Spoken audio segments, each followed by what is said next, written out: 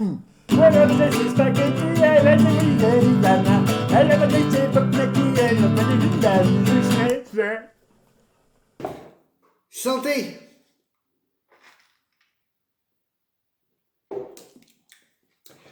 Pas mauvaise la Duchesse Anne. Hein. Ça, c'est de la bière locale. Enfin, locale. C'est de la bière bretonne, quoi. Bon, alors, de quoi qu'on va parler? Il y a plusieurs rubriques. Alors, par quoi on commence? La paix en Ukraine, ou disons plutôt les paix en Ukraine, la légalisation de la beuh, la liberté d'expression si chère à la France, ou alors il y a aussi le RN qui est devenu macroniste, figurez-vous. Ben ouais, parce que en fait, ça fait je sais pas combien de fois depuis les élections que le RN sauve les meules à Macron. Il faisait ça déjà avant. Hein. Il y a un truc qui vient de sortir, c'est la motion de censure qui ne censure pas. C'est bien, hein. C'est Hollande qui nous a sorti ça. Et du coup, Bayrou a répondu à ça et c'est la première fois qu'il me fait marrer. Bah, j'espère que ça sera la dernière parce que j'aimerais bien qu'il foute le camp quand même. Et voilà la motion de censure la plus cousue de fil blanc de toute l'histoire parlementaire. Une motion de censure dont un des mieux informés de cette Assemblée, ancien premier secrétaire du Parti socialiste et ancien président de la République française, a dit textuellement « Ce n'est pas une motion de censure pour faire tomber le gouvernement, c'est une motion de censure pour montrer que nous sommes dans l'opposition. »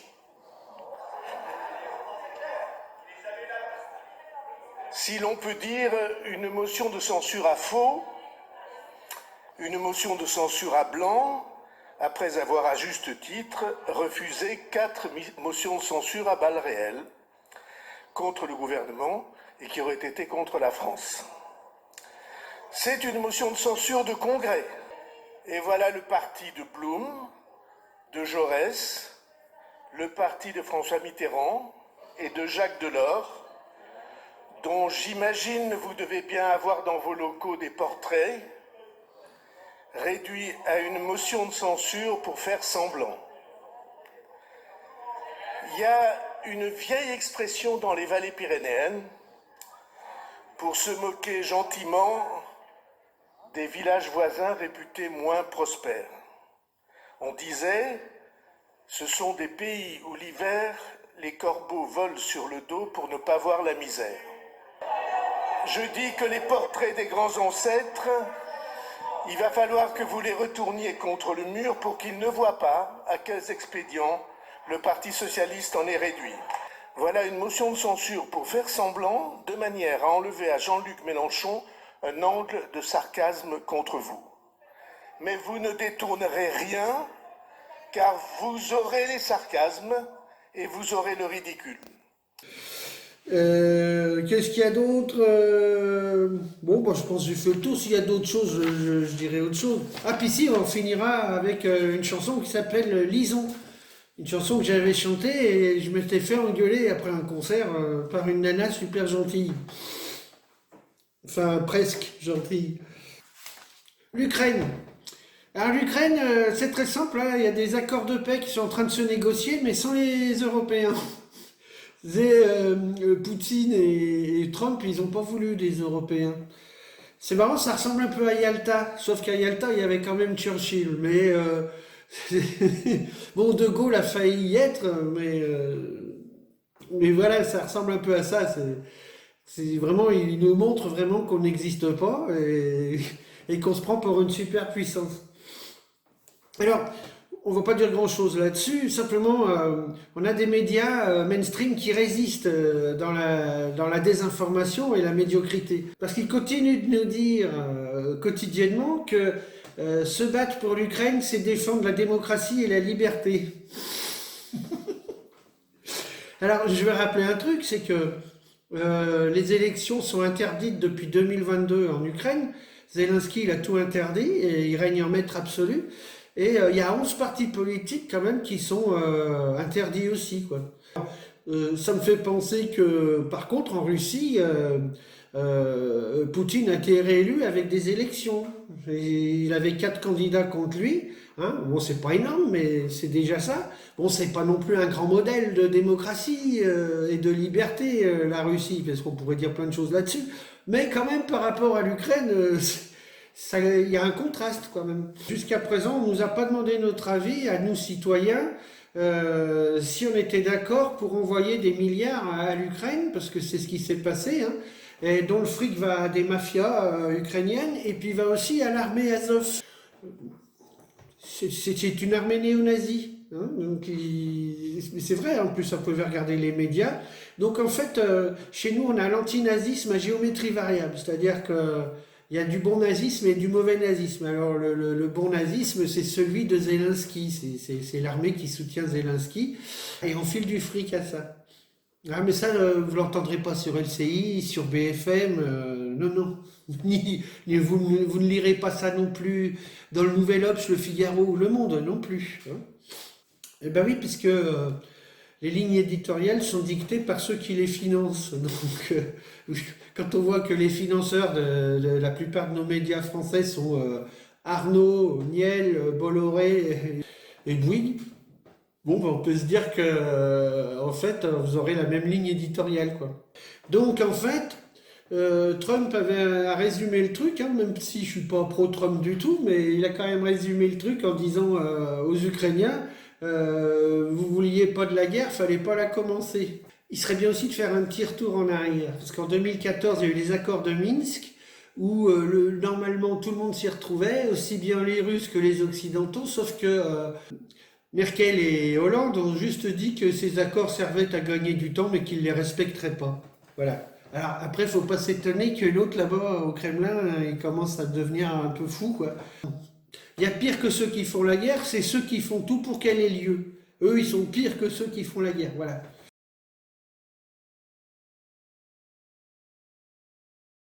Alors, il y en a un qui a fait marrer le monde entier, sauf nous. En fait, on s'est pas aperçu qu'on avait un président mégalo qui faisait marrer tout le monde.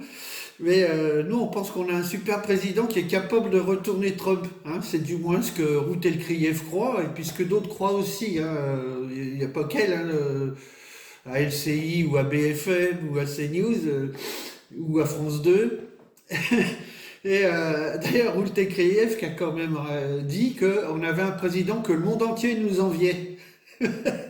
Alors que plus personne ne veut recevoir Macron nulle part, il n'y a que la Mongolie qui est contente de recevoir Macron parce qu'elle ne sait pas qui c'est. Donc voilà le timbré qui nous gouverne et qui croit retourner Trump. Voilà ce que ça donne. Raisonnablement inquiet parce que la situation est inquiétante. Mais elle n'est pas inquiétante par le président Trump, elle est inquiétante parce que la Russie a déclenché cette guerre et que la Russie est armée jusqu'aux dents et à nos frontières. Ah bon, les Russes à nos frontières? Alors, il faudra que quelqu'un me dise s'il y a des chars russes à Namur en Belgique ou à Genève, hein, parce que j'ai pas entendu les Suisses dire qu'il y avait les Russes chez eux. Hein. Mais j'essaie de gérer cette incertitude pour nous. Et donc en gardant l'unité de tous, des Européens et des alliés, mais en allant aussi essayer de le convaincre qu'en fait, son intérêt est le même que le nôtre, quoi qu'il pense. Et donc ce que je vais faire, c'est que je vais lui dire, au fond, tu peux pas être faible face au président Poutine. C'est pas toi, c'est pas ta marque de fabrique. C'est pas ton intérêt. Comment ensuite être crédible face à la Chine si tu es faible face à Poutine? La deuxième chose, je vais lui dire, si tu laisses l'Ukraine prise, la Russie, elle sera inarrêtable pour les Européens, pour tous, mais elle sera non seulement encore plus forte, elle continue d'investir, mais elle va récupérer l'Ukraine et son armée, qui est une des plus grandes d'Europe, avec tous nos équipements, y compris les équipements américains. C'est une faute stratégique. Ce qu'on peut espérer avec cette fin de guerre en Ukraine, c'est la fin de l'Union européenne aussi. Hein. Là, ce qu'on a vu, c'est que en fait, l'Union européenne, c'est vraiment un ballon de baudruche, quoi. Il suffit de desserrer le nœud et ça fait... Et puis, il n'y a plus rien. Voilà.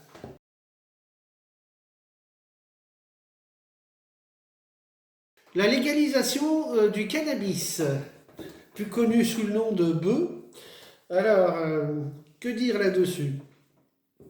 Ben moi, je dis simplement que je suis pour la légalisation du cannabis à 100%. C'est la seule façon, à mon avis, pour relancer l'agriculture. Parce que vous imaginez, vous légalisez le cannabis, j'en connais plein qui vont dire, allez, on va se trouver une bicoque à la campagne avec un peu de terrain et puis on fait de l'agriculture bio.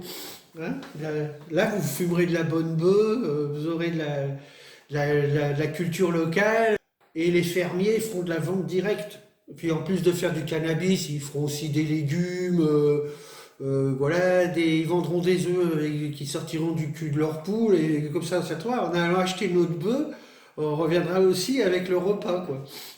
C'est pas mal ça, non? Alors moi je vois le côté bucolique, je vois le côté paradisiaque de la campagne avec la légalisation de la bœuf. Simplement je vais mettre un bémol sur le cannabis. Enfin c'est pas sur le cannabis que je vais mettre un bémol, c'est sur le pétard. Parce que j'ai fumé des pétards il y a longtemps, ça fait 20 ans que j'ai arrêté de fumer totalement. Et du coup je fume plus de pétards, c'est par la force des choses. Je dis ça, c'est parce que j'ai perdu pas mal de copains et de copines qui sont morts d'un cancer du poumon et qui fumaient pétard sur pétard, hein, parce qu'ils aimaient bien ça. Et en fait, ça leur a complètement encrassé les poumons et ils en sont morts. Pour rouler un pétard, il faut du papier, et déjà le papier, il est traité à mort, il y a plein de produits chimiques dedans. Le tabac qu'on fout avec la bœuf ou le shit, déjà le shit qu'on achète comme ça, il n'est pas toujours bien. Hein.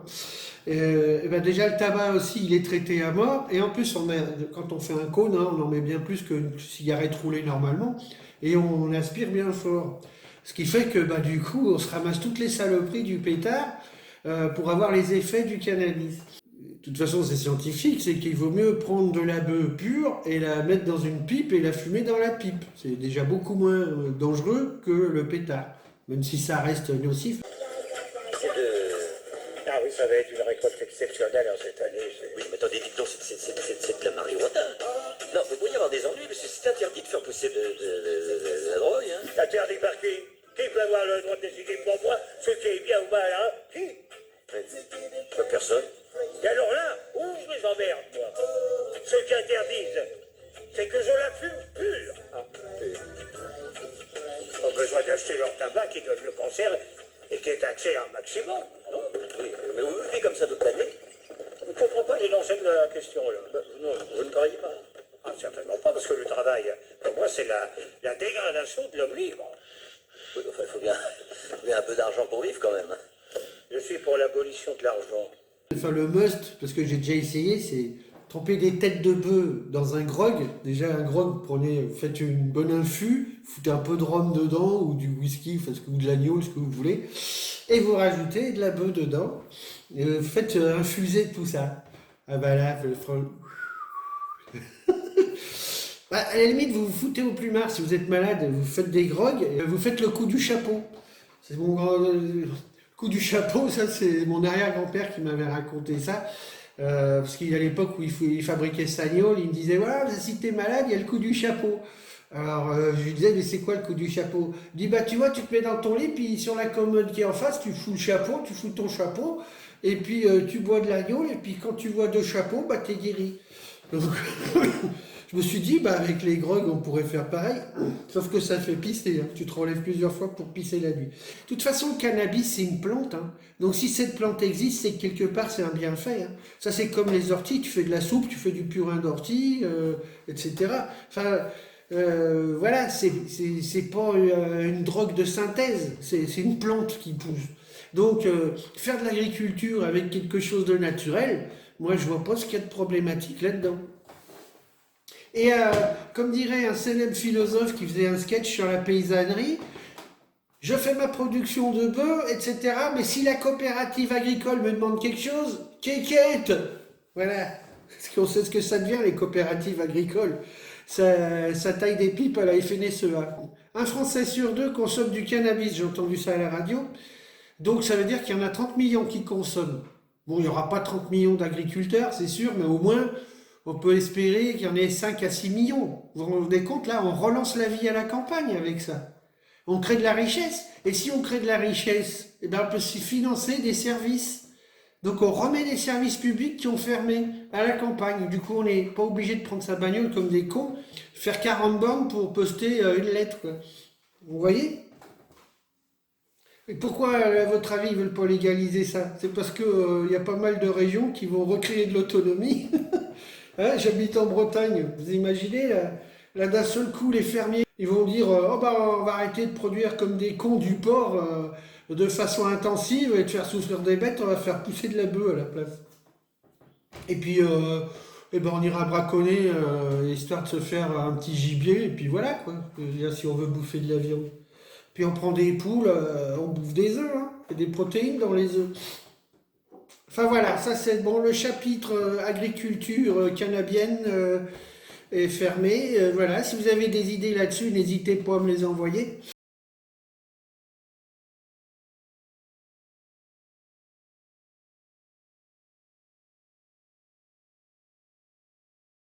Alors que dire sur la liberté d'expression? Bah, pas grand-chose en fait. Un représentant des États-Unis, il n'y a pas longtemps, qui est venu dire que en Europe, la liberté d'expression était en train de foutre le camp, était en train de crever. Et 2 jours après sa déclaration, il y a 2 chaînes de télé qui ont sauté.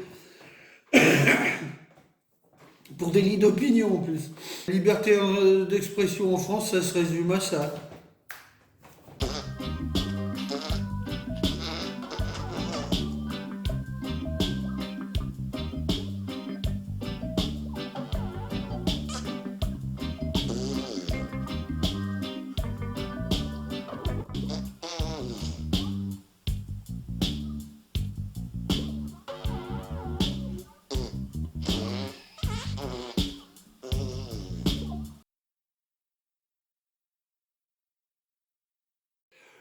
Bon, bah, on va finir avec une chanson qui s'appelle Lison. Et oui, parce que c'est pas mal de finir des fois en chantant, hein. Alors, il y a une anecdote par rapport à cette chanson Lison. Parce que la dernière fois que j'ai chanté, c'était à Bourg-en-Bresse, dans un hôtel-restaurant social. C'était un concert de soutien et j'étais venu chanter tout seul avec ma guitare. Alors, on était en pleine période Covid, pleine période passe sanitaire. Il se trouve que cet endroit, c'était le seul lieu qui refusait de demander le pass sanitaire aux clients et à ceux qui venaient jouer. Ce qui était bien rare, hein, parce que les autres lieux culturels versaient plutôt dans la collaboration. Et le concert se passe bien. Moi, j'étais venu en solo avec ma guitare. Donc tout se passe bien et puis à la fin il y a une nana qui me tombe dessus et qui en plus d'être sympa avait quand même 2 tares. Elle était néo-féministe et en plus elle était militante à la CGT. Donc faut le porter déjà, hein. Bah, visiblement elle était contente de porter ce fardeau, hein. Et elle me dit sèchement, oui, ça devrait être interdit de chanter des trucs comme ça, parce que ta chanson Lison, c'est une chanson sexiste, phallocrate, misogyne, macho. Et moi, je la regarde comme ça, j'étais étonné parce que et je lui dis, mais Lison, t'as pas entendu, c'est l'histoire d'une nana. Et elle me dit, on dit pas nana. Je lui dis, bon, bah, c'est l'histoire d'une jeune fermière qui quitte son Ardèche en plein mai 68 et qui va voir ce qui se passe à la Sorbonne et à Nanterre. En fait, elle veut s'émanciper. Elle veut voir du pays, et puis elle fait le tour du monde, et puis elle participe à plein de mouvements, puis finalement elle revient chez elle parce qu'elle s'est aperçue que tous ces mouvements c'était que du... Elle me dit, ouais, mais tu te rends pas compte comment tu dégrades la femme, la façon dont t'en parles à la chanson. Oh, bah, c'est peut-être parce qu'il y avait le mot nichon, cul, fesses, etc. J'ai souvent joué pour des assos, des mouvements politiques et tout ça, et je suis souvent tombé sur des militants. Et de là, j'en ai tiré un dicton qui est le suivant, c'est qui tombe sur un militant qui a de l'humour devrait tenter l'euro-million. Hein, c'est le syndrome du trèfle à 4 feuilles, en gros. Comme disait Nietzsche, nullement autant qu'un homme indigné. Donc on peut réfléchir là-dessus. C'était pas la première fois que je me faisais emmerder par des militantes, hein, mais elles étaient toutes sympas, mais chaque fois il y avait de l'incompréhension. Un jour, pareil, dans un concert, entre 2 chansons, je m'étais amusé à dire oui, de toute façon, les couples homo, c'est aussi con que les couples hétéros. Il y en a un qui fait l'homme et l'autre qui fait la vaisselle. Et tout de suite, ça a été ouais, homophobe, machin. Alors que non, j'étais pas homophobe, c'était juste un plaidoyer contre le machisme. C'est tout. Mais ça, elles n'avaient pas compris. Dans un couple, il y en a un de trop, sinon c'est vachement bien. Et c'est pareil, quand il y a eu le mariage pour tous, je m'étais amusé à dire, moi, je suis contre le mariage pour tous. Puis il y a eu un silence, etc. Et puis après, je rajoute, oui, parce que je croyais que le mariage était une connerie spécialement réservée aux hétéros, et je m'aperçois que non, en fait, hein, ça a franchi d'autres frontières. Et du coup, pareil, à la fin du concert, ouais, tu serais pas un peu homophobe, qu'est-ce que ça peut te faire que les hommes ils se marient et tout? Je dis, mais il s'agit pas de ça. J'aurais ressorti ce que disait Brassens dans la non-demande en mariage, où il dit à la fin, non, c'est dans le refrain d'ailleurs, ne gravons pas nos noms au bas d'un parchemin. J'ai l'honneur de ne pas te demander ta main. Ne gravons pas nos noms au bas d'un parchemin. C'était tout ça pour dire qu'en fait, le mariage était un genre de prison, en fait. L'amour rend aveugle, le mariage vous rend la vue. Bref, je vous laisse avec Lison, et puis vous me direz ce que vous en pensez, hein, parce que après tout, peut-être que c'est moi qui n'avais pas vu que j'étais un ignoble macho et un ignoble phallocrate.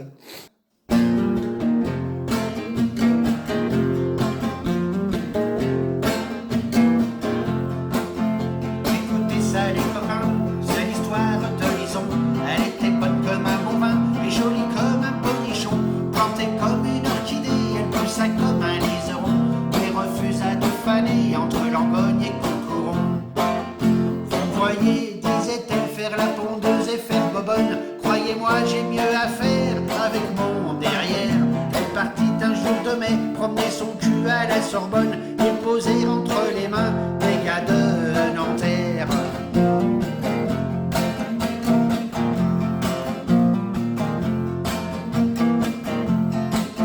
Loin des chèvres et des chevreaux, sereine elle écoutait mêler de jeunes boutonneux gauchos, propres sur eux mais exaltés.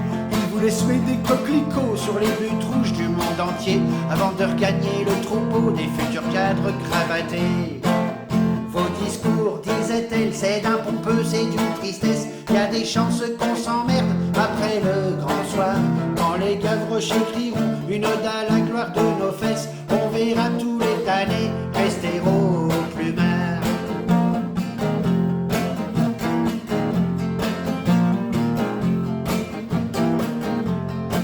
Elle quitta le quartier latin pour une virée à Frisco, avec des enfants de rivins qui se la jouaient papa Clodo, qui plus tard n'ont pas manqué de nous pondre plein de marmots, qu'on comme des manches et ravagés par le pognon et la conso. Oh putain, disait-elle, je vous dis pas comment on se marre dans cette pauvre maison bleue peuplée de crétins. Où y a Phil à la quena et l'autre tâche à la guitare, un peu le genre Bob Dylan, le génie en moins.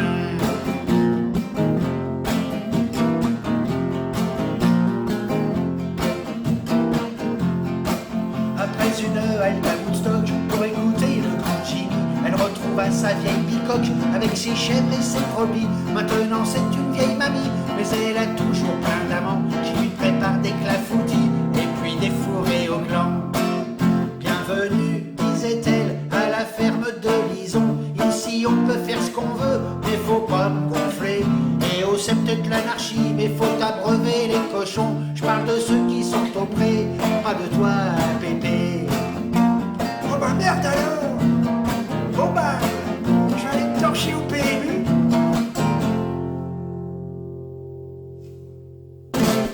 Et voilà.